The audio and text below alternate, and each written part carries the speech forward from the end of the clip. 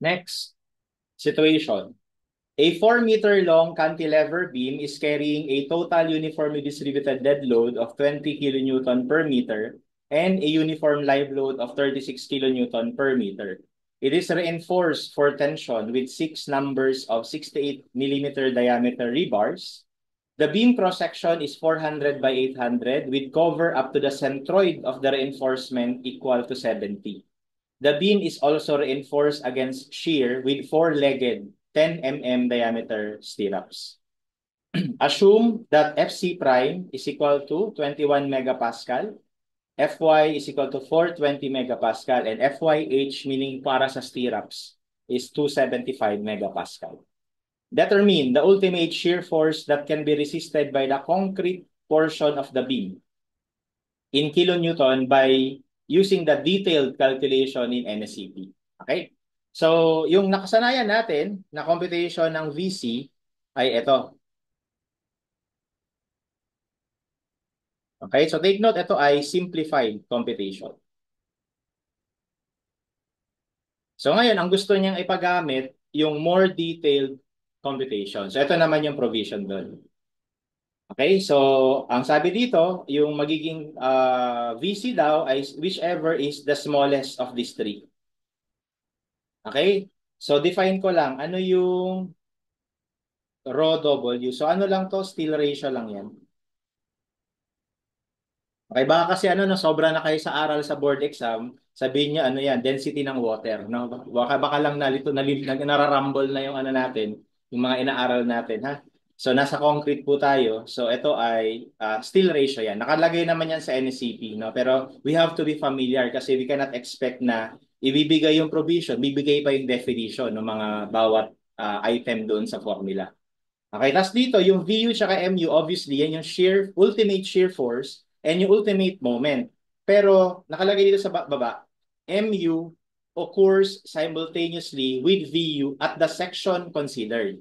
Baka kasi isipin natin, VU is yung maximum V, tapos MU is yung maximum moment. Which is, alam naman natin na yung kung nasaan yung maximum shear, wala dun yung maximum moment, and vice versa. Kaya dito, nakaspecify dapat yung gagamitin mo na MU tsaka VU is on the same section kung saan mo man kino-consider yun. Okay? And spoiler, syempre, i-consider natin yung section na most critical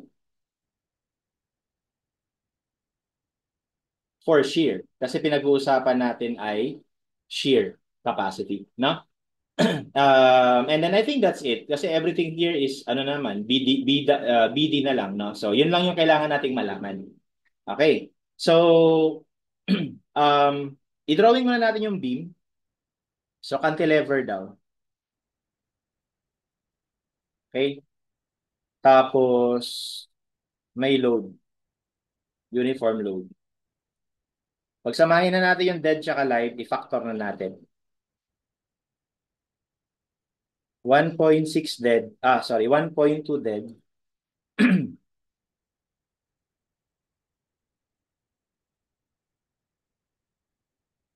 Plus 1.6 live. That is, so sinabi dito guys, ano na ha, total dead load. Ibig sabihin kasama na kasama na yung self-weight.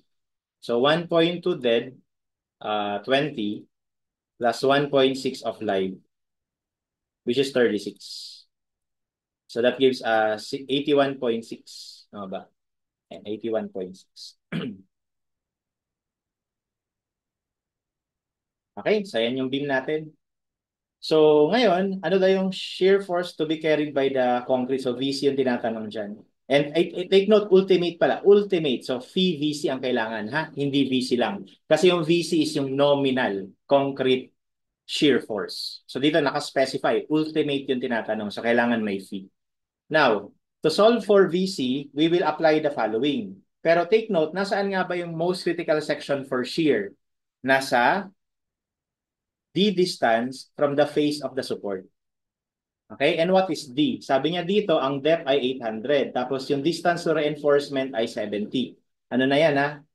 Uh, cover up to the centroid of the reinforcement na. So ano na yan, effective na yan. So 7, ano siya?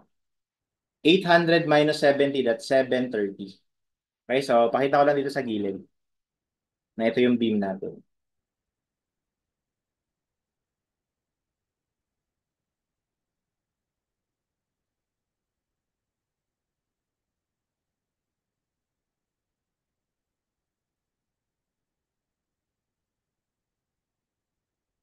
So ano daw? Anim daw yung ano, no?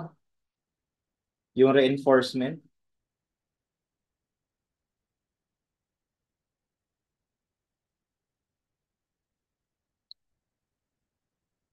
Actually, mali. Baliktad. Negative nga pala yung ano. Kasi cantilever. Don't forget, cantilever. So, dapat nandito sa ibabaw yung tension bars. Di ba? So, anyway, sinabi niya lang na yung stirrups ganito. Tapos, four-legged. Siguro naglagay pa dito ng dalawa.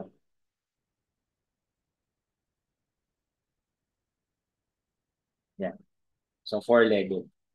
Okay, so effective depth, kasi sabi overall depth 800. Eh. Tapos, yung distance sa centroid ng reinforcement 70. So, malamang ito ay 730. Okay, yun yung naging effective depth natin.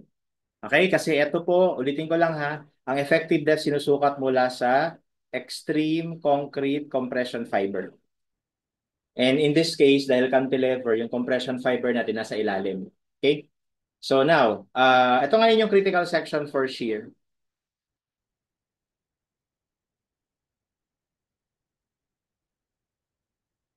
Okay? So, ibig sabihin, kailangan nating makuha yung MU tsaka VU dyan. Okay? So, ang gagawin ko na lang, method of section, cantilever lang naman. So, section natin yung right side. Ayan. Tapos ito yung 81.6. Tapos itong distance na to, ano na siya? Ano ba yung length? Ang length ay 4 meters. So 4 meters ito minus 0.73.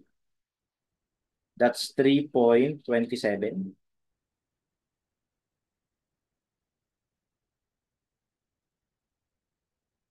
3.27. Okay? Tapos nandito ngayon yung shear force. Tsaka yung moment. Nakagamitin natin dito. Okay? So again, yan yung kinoconsider natin because that is the point of the critical section for shear. So now, to calculate MU, syempre, moment ka lang, no? MU is equal to 81.6 times yung length times yung moment arc.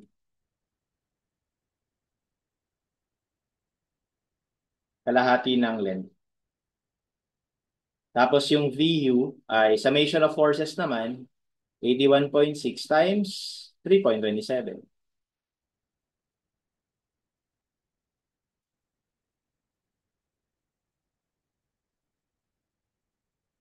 So 436.27. And then ito naman, 266.83. Okay na. So pwede na ma-solve. Steel ratio, natin kalimutan. Steel ratio. AS over BD.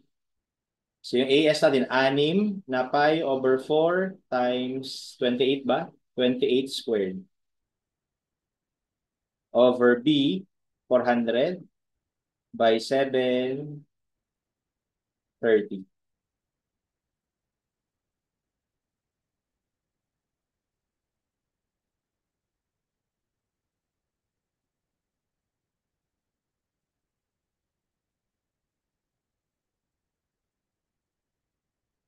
So that gives us 0.01265.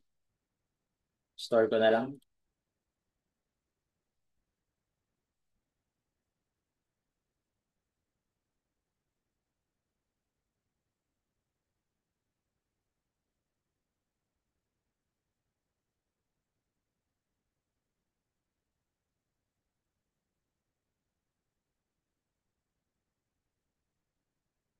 One, 2, 6, 5.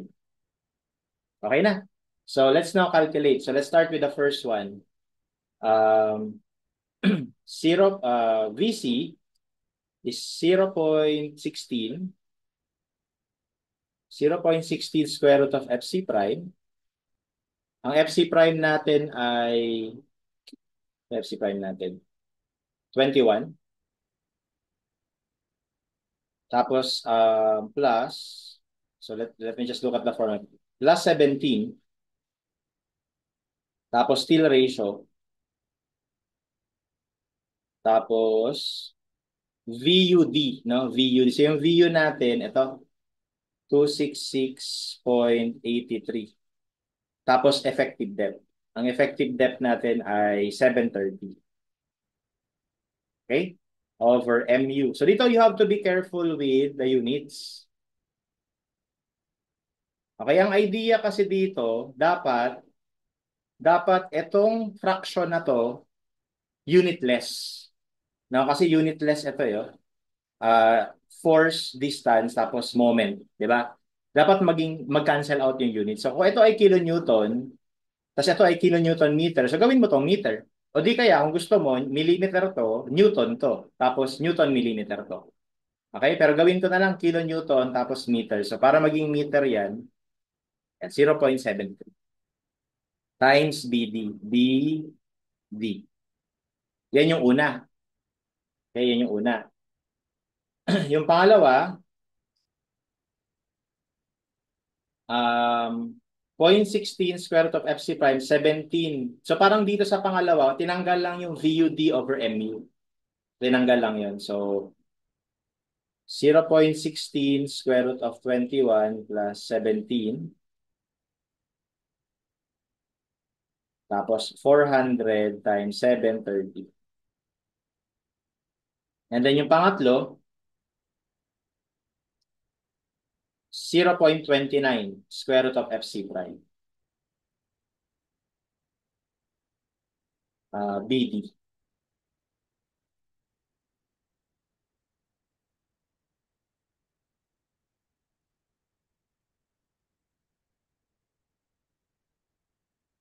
Okay, so lahat ito guys, naka-Newton to pag pinindot ko sa calculator, naka-Newton to. So we have 0.16 square root of 21 plus 17 still ratio VU D over MU.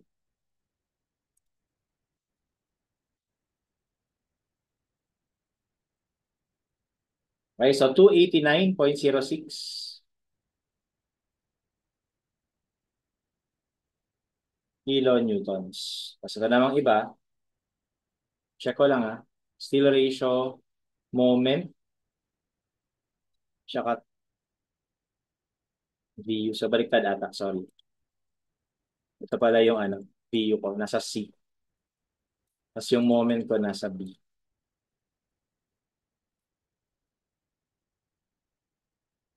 So 242. 242.14.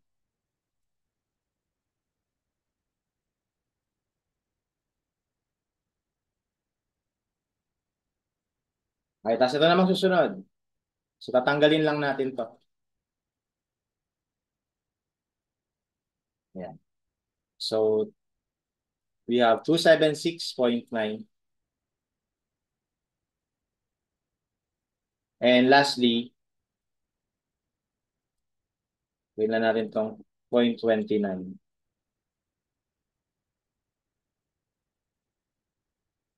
So 388.05. Okay, so obviously ito yung mag-govern. Smallest. Na? So therefore, VC is 242.14. Again, if you look at the choices, nandun yan. Ayan. Pero hindi yun yung sagot. Kasi ang tinatanong ay ultimate. So kailangan pati i-multiply ng fee. At ang fee sa shear ay 0.75 kapag shear. So therefore, the ultimate shear strength would be equal to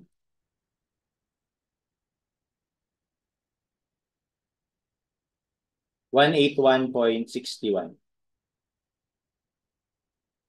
And that's our answer. Okay, so letter B.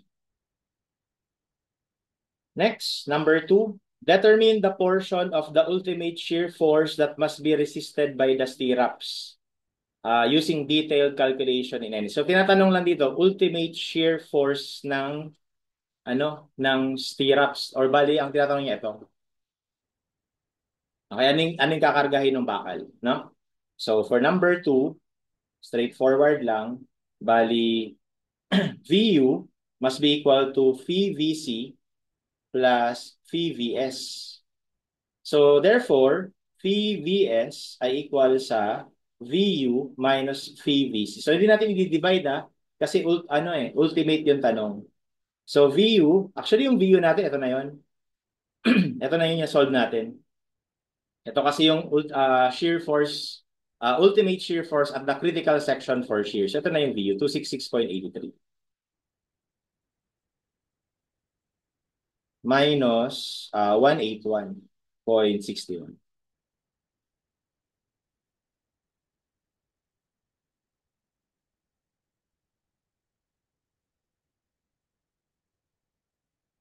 And that is 85.22.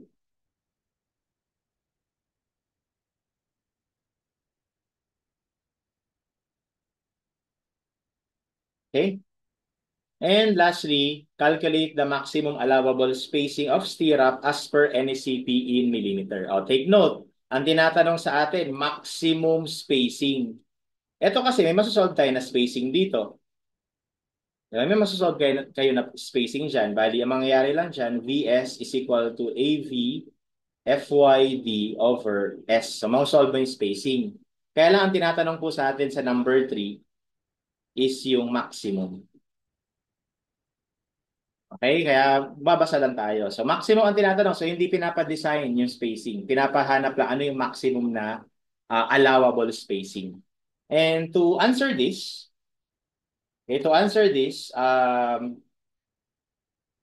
babalik tayo sa provision, no? So ang S-max po natin, dalawang case yan eh. Kapag kapag yung VS ay mas maliit sa twice ng VC, ang S-max natin is whichever is smaller between D over 2 and 600. Okay? Kapag naman yung baliktad, no, yung VS ay mas malaki or equal sa 2 VC, ang S-max ay whichever is smaller between D over 4 and 300. Okay, and in this case, kung i-compare natin yung VS sa VC, di ba ang VS natin, computing ko yung VC actually, na-compute ko na pala, 242.14. Ang VS natin na lang ang compute natin. Divide mo lang ng 0.75. So that is 113.63. So pag kinumpute mo yung 2 VC,